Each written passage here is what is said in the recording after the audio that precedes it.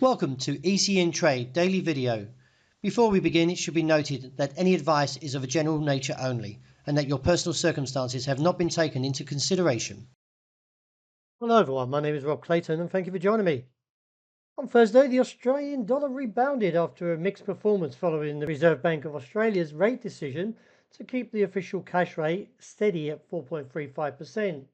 Meanwhile, the US dollar tumbled away from its 101 highs and back to 100.55 in the close of New York, as investors now digest Federal Reserve Powell's speech and looking for fresh insight on interest rate cuts with 25 or 50 basis points seen in November.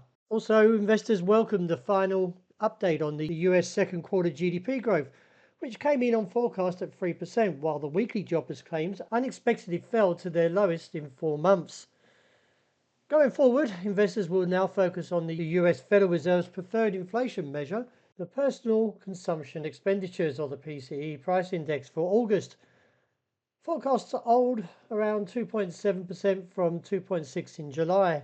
So turning to the technicals, the market has rebounded as I mentioned, and now from the midway point, adding to the MACD and the ADX bullish bias, could see further gains beyond 69.2025 and maybe even higher towards 70 cents and reassess from that point. That being said, traders should continue to closely monitor signals and adjust risk management amid volatility, as the pullback should not be ruled out as well anywhere towards 68.45 with a base hold around 67.90. So with the US dollar tumbling, the euro also rebounded and now looking closer to the challenge of 112 figure 15. I do feel there may be a break there that could see a target of 113.45 to 55, and with any pullback sees an intraday low around 111.25, but that seemed minor with support firmer at 110.80.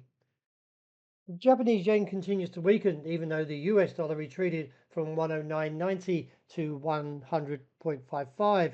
Nevertheless, from the technicals, we still keep an eye on the top side as a move beyond 145.45.70 would leave me neutral in the short term.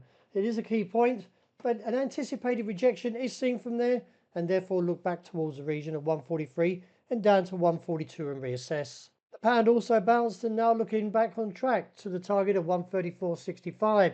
With any pullbacks, views the support around 132.80-85.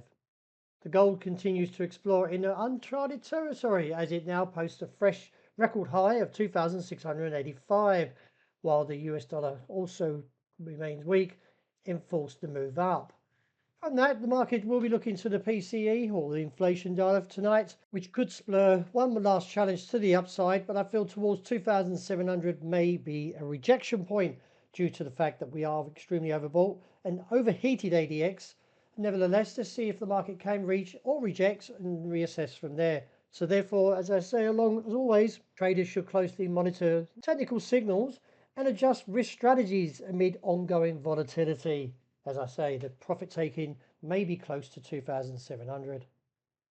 Any pullback, market views support around 2,667 to 2,657 to 59, which may see a bounce and then see another test back to 2,700. Wrapping up with oil, the market plummeted lower and taking out the key level of 68.80 and now looking towards 64.60.90 as the next key point. Having reached its topside target of 72, it looks like the market has intensified to profit taking and therefore could see the weakness continue and maybe see a bounce from this area and back towards 72. Well, that's a wrap. Thank you for joining me, and as always, look out for the intraday report, and I hope you enjoy the great start to the new weekend.